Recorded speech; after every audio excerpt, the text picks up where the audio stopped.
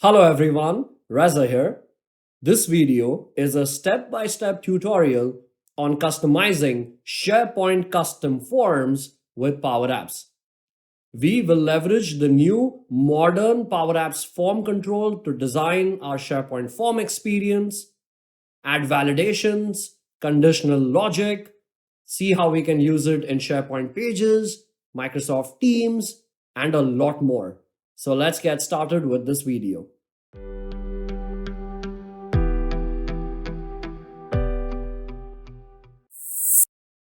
You can easily customize the form experience for a modern SharePoint list or library experience by leveraging Power Apps.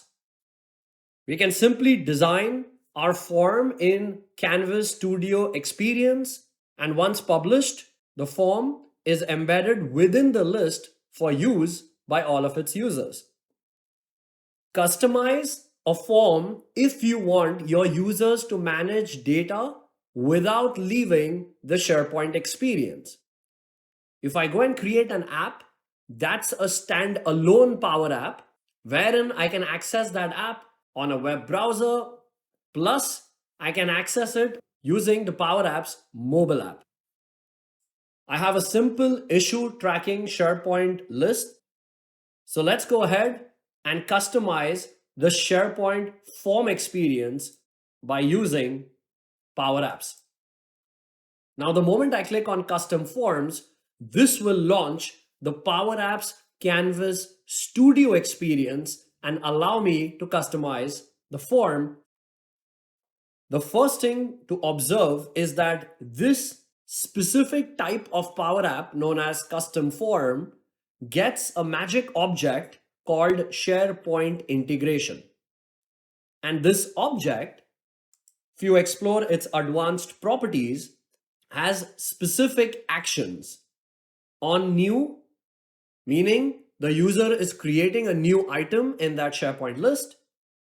At that moment, it uses a formula called new form, the name of the form control that is added in this Power App. On similar lines, there is on edit and on view, allowing the user to edit the item or view the item that the user has selected in the SharePoint list. You are editing or viewing an existing item. So the form control must have context of the SharePoint list item. The data source for the form control is issue tracking. This is the same SharePoint list for which I started customizing the form. And the form control also has an item property. And here it uses this object called SharePointIntegration.selected. Continuing with the properties of the SharePoint integration object, we have on save. It uses the formula submit form to submit the data in this form control. If the user cancels, then it will simply reset the form. And once the save button is clicked, the submit function is called for the form. The form control has a property called on success. Whenever the data is successfully submitted, it will reset the form and then call a function called request hide. What this does is it simply hides the Power App panel. Now, the standard form that loads here is the classic Power App edit form control. However, now we have a modernized version of the Power Apps form control that uses the new modern controls that are fast, performant, designed keeping modern theming in mind, that uses fluent design. To enable modern controls, I will go to settings, upcoming features, search for modern, and turn on modern controls and themes. Now if I head to insert, I have the modern controls, and one of them is that modern form control experience. Now, first thing is I am replacing the classic form with the modern form. So step one is I will go ahead and delete this. Of course, when I delete the form, there are going to be errors in the app because the SharePoint integration object was performing actions where the mode of the form was changing. That form no longer exists. So I'll select my screen now and insert my modern form control. For this form control, the data source property I will set to my issue tracking SharePoint list. This will create the form based on the columns in my SharePoint list. Fields is where I can control which fields I would like to showcase on the form. If I would like to reorder columns in this form, I can simply select, drag, and drop, and it will automatically reposition that column in the form control. For each of these fields, we can explore the different control types that are available. So issue description is a multi-line text column in my SharePoint list. Let me change this to edit multi-lines of text. And you can see how it made the issue description text input control size larger. I even have the option to select any of these cards in my form control. Each card relates to a column.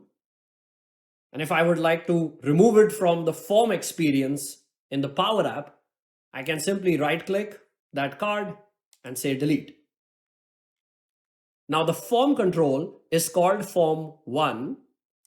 The SharePoint integration object has errors since it's looking for a control called SharePoint form 1. So I will simply go and rename my modern form control to SharePoint form 1. So with that, my errors have gone away.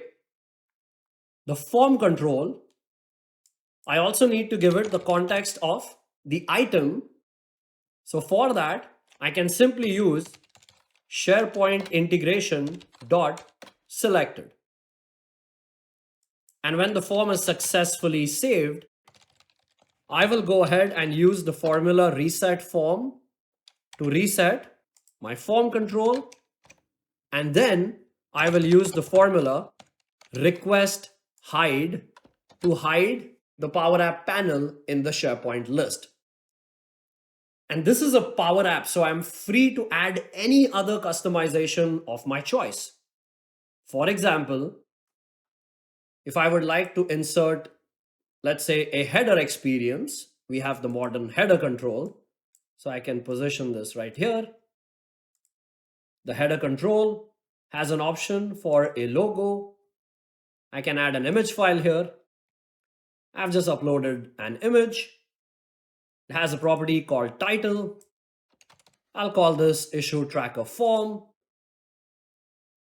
Modern controls, respects, modern theming. We will have the ability to even create our own custom themes very soon. Now at this point, let's go ahead and publish the form. So I'll click on publish, which goes ahead and saves my form. And then I can click on publish to SharePoint. Once that is done, I can click back to SharePoint. But before doing that, how do I share this Power App custom form with my users? If you notice, this app has an option here called share. If I select it, it will lead me to the sharing dialog experience, but it states no permission to this app to share. And the reason is because there is no sharing experience for SharePoint custom form-based Power Apps. You don't need to share the form. The form inherits permissions from the SharePoint list itself. So all I had to do was publish and go back to SharePoint. And I will leave this app. I am back to my SharePoint list experience.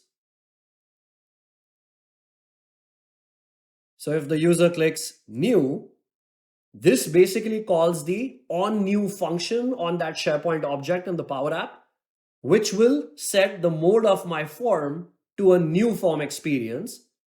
And this is that Power App form that opens up in this panel-like experience. The user has the option to cancel, which basically closes the panel. If I go back to new, if I try and click save, it will call the onSubmit function on my form. And at this point, if any of my columns in my SharePoint list are marked as required, it will force that validation right here. And modern controls has this nice new property called validation state, where it puts this nice red border effect to highlight that these are the controls that need attention. I'll close the panel. If I select an existing item, at this point, it calls the view form function. So the user can view the details. If the user would like to edit, they'll select edit. So the mode of the form now changes to edit, which allows the user to make changes. So let's say I change the priority of this item to high. It was critical. If I click save, this will go and make that change in my SharePoint list item. And if I select a specific item and simply click edit, this will directly take me to the edit form experience for that selected item. Now, each time you click custom forms, it will take us back to that studio experience. But is Power Apps versioning that custom form? So if I go to settings and head over to list settings, we have form settings. And at this point, we can see that the current form option that is selected for my SharePoint list is a custom form that has been created in Power Apps. But if I click see versions and usage, this will take me to the details page for that specific custom form type app. And if I go to versions, I can see the version history for my Power App. And if I select modify form in Power Apps, once again, it will light up the studio experience wherein I can continue customizing my SharePoint form experience. Now, one challenge that is frequently observed with SharePoint customized Power Apps forms is the challenge of caching. So one important thing that I would recommend doing here is for the SharePoint integration object, the actions on new, on edit, and on view, whenever these are called, let's go ahead and first set a variable. So for on new, I will first set a variable. I'll call it var form type, and I will set its value to new. For on edit, I will set that same variable to edit. And for on view, I will set that variable to view. And for my SharePoint forms item property, I will update it to if that variable, which is var form type, if it is new, meaning the user is creating a new form, at that time the item context has no value. So I will set this to blank. Else, I will use SharePointIntegration.selected. This will ensure that every time the user clicks new or edit or view, they do not experience that caching issue. Next, let's explore the data cards for our modern form control. So title is single line of text. It shows a text input control where the user can enter the data. Issue description is again leveraging a text input control. Date reported is the modern date picker. Priority is a choice column. So here it uses the modern drop down control. Status is again choice, so modern drop down. Assign to. Now assign to is a person type column in my SharePoint list. Currently, modern controls does not handle that well. It tries to put out a modern drop-down control in the form experience. So what we can do here is we can change the assigned to card experience where we will replace this drop down control with a classic combo box control. Now, instead of going and designing one, what we can simply do is go to new screen, just create a blank screen, go and insert the classic form, connect this to our connected SharePoint list. This will put out all the columns. Here is assigned to, which has the classic combo box control. Select the specific control, Control C to copy it. Go back to the main screen, select the modern form, select the assigned to data card, Control V. It's trying to add that control here. By default, all of these cards are locked for changes. I'll go ahead and unlock and add. So it adds the classic combo box. The modern drop-down control I will delete. I will position the classic control right here. I can rename this, can copy its name. The data card will result in a few errors. One of the errors is related to the Y property of the error message text control. It's erroring because we deleted that drop down. It's pointing to that control's name. Here, I simply replace it with my combo box control's name. And the other error is related to the update property of the data card. Here it would simply be the combo box control's name dot selected. So this now will allow me to search for users in my Active Directory. Next is the tags data card. Tags is a multi-select choice column in my data source. This is using the classic combo box. I can replace this to use the modern combo box. First step, I'll select this card, go and insert the modern combo box control. So unlock and add. Here is the new modern control. I'll just position it here for now. From the classic control, the items property I will copy, go to the modern control and set that value in the items property. The classic control has a property called default selected items. It's set to parent.default. I will do exactly the same for the default selected items property of the modern control. The classic control I will select and delete. The modern control I will position it here. I'll copy the name of my modern combo box control and those same errors as before where I need to update the reference of the previous control with the new control that I just added. So this now is a modern combo box control. Now tags is multi-select. By default, a modern combo box is single select. All I have to do is change its property to allow multiple selections. So just like that, now the user can select multiple items. We can also make any of these cards as required, even though they are not required in our data source. For example, date reported. It's not a required field. But for this data card, if I search for its required property, I can't make any changes. I can go to advanced, unlock the card, and after unlocking the card, I can change its required property to true. So now this is also a required field in the form.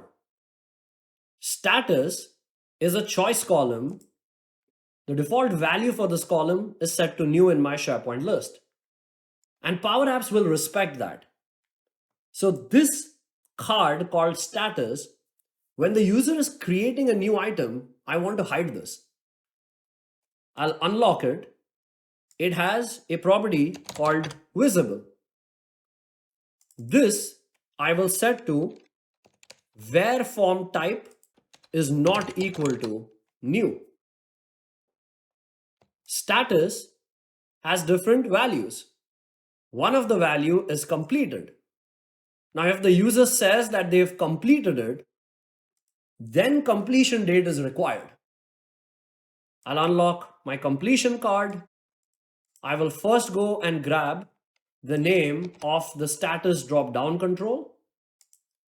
And then for the required property of the completion date data card, I will say my drop-down control dot selected dot value if that value is equal to completed. You can see it's a required field now.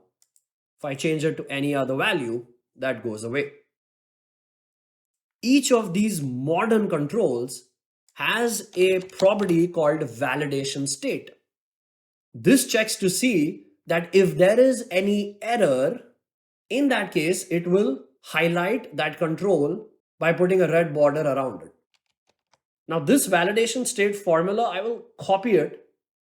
And the reason I'm doing that is because if you remember the tags data card, which had the classic combo box control, I changed it with the modern combo box control. Now let's make tags data card required as well. So the user has to enter tags. Plus, since I added this control manually in this data card, if we explore its validation state property, it says none. So let's just paste that formula that I copied from the other modern card. We've made plenty of changes. So let's go ahead and publish once again. So I'm back to my SharePoint list. I'll click new. Let's just hit save. You can see all my fields that are required now are being highlighted. So I'll create a new issue. These are all the modern controls. Here is our people picker experience that uses the classic control.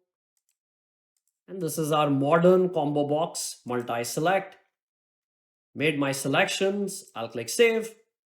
That new record is added right here. If I click new, it's a completely new form experience. If I select an item, select edit, I can make changes to that item. Remember, when I click new, the status column did not show up. The item that I just created, the default value for status is new. Now, if I view the item, status column does show up on the form. If I click edit, I can make a change to the status column. And remember, when status is completed, a new required field validation will come alive. So completion date at this point is required. We have an option to change its size. So once again, I will head over to Power Apps and click Customize Forms. So back to my Power Apps Studio experience. You can go to Settings, go to Display. Here we have a couple of options.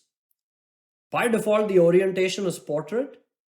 If I change this to landscape and I click apply, I will get a larger space when the form experience opens in SharePoint.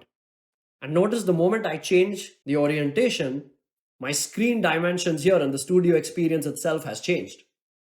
My modern form control now gets more real estate, so I'll increase its width. The form control has an option called columns, so I can decide how many columns I would like to place in a single row. Now that I have more real estate, let's go ahead and paste 2 columns in a single row. One of the options that would be handy is a reset option, where the user can reset the data in that form control. So for that, I'll insert the modern button control and I'll just place it right here. I'll add a couple of buttons, one to reset and one to save. For the first button, the text, I'll call it reset. On select of this button, I will first check to see if the type of the form is new, then go ahead and reset the form and set its mode to new form. Else, simply go ahead and reset the form. The other button, I will call it save. On select, submit the data in my form control by calling the submit form function. Both of these buttons, the type I will set to subtle, and both of these buttons should be visible when the type of the form is not view. Here, I've added another button called version history. Now for SharePoint lists, if I head over to list settings and go to versioning settings, we have the ability to turn on versioning for the list and also decide how many versions we want SharePoint to keep. So every time a list item is modified, a new version is created.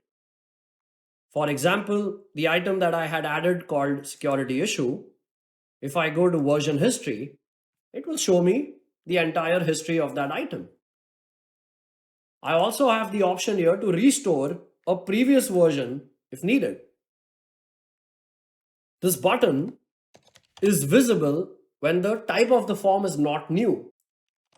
And on select of this, all I do is launch the following URL. The first part of the URL is simply the URL of my SharePoint site. It needs the ID of the list that we can simply get by going to list settings. Right here in the URL between %7b, %7d, we have the list ID. That's what I've plugged in right here. And then I'm passing another property, which is ID. Here I'm using the SharePoint integration object .selected.id. Back to my SharePoint list, I click new. Here is my new form experience. Observe how the panel is a lot wider. If I click save, this is my save button, the same experience as hitting the save button. The validations will trigger. If I click reset, the form goes back to its original state. If I enter some data, click reset, it will all go back to its original state. Now let's pick an existing item and click edit. Let's make a few changes. I change the priority. I change the category. I change the status. Maybe I want to reset back to its original state and start editing again. Simply click reset. All the values go back to their original state. And when I select an item, remember version history? If I click this will directly launch the version history for that specific item. A SharePoint list can also be shared with guest users. All we need to do is give them access to the SharePoint list, assuming your SharePoint site is enabled for guest access. So here, I'll go ahead and click share and share this list with a user who is external to my organization. Can they only view? Can they edit? Or can they edit the entire list? In this case, I'll just give them edit access. I'll click send. So at this point, it's gone ahead and shared this list with that external user. Now that external user receives an email. If they click open, this will open that SharePoint list for that external user. If I click new, they can also go and add data. There is the item that gets created. These SharePoint custom forms, I can also use it on SharePoint pages. I'll add a web part. I'll use the list web part, connect to my issue tracking list, publish the page. Here, if I click new item, take me to a new screen experience. Here's my form. If I select an existing item, it will take me to the view form experience for that item. And I also have the option to edit the item. Let's say I change the priority here to medium, save. It will close and take me back to that SharePoint page experience. We can also take that same experience to Microsoft Teams. In Teams, I can go and add a tab, select SharePoint. I'll pick any SharePoint site, and here I can point to a SharePoint page, list, or document library. The link to my SharePoint list, put it right here, click Save, and that entire list experience will light up directly within Microsoft Teams. If I click New, that same Power App customized SharePoint form experience lights up here as well. If you enjoyed this video, then do like, comment, and subscribe to my YouTube channel. And thank you so much for watching.